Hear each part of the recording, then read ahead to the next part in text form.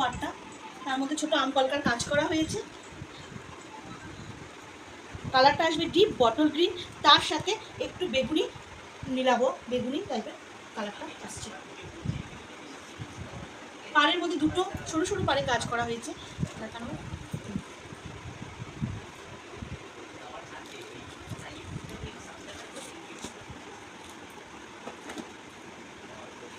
এই হচ্ছে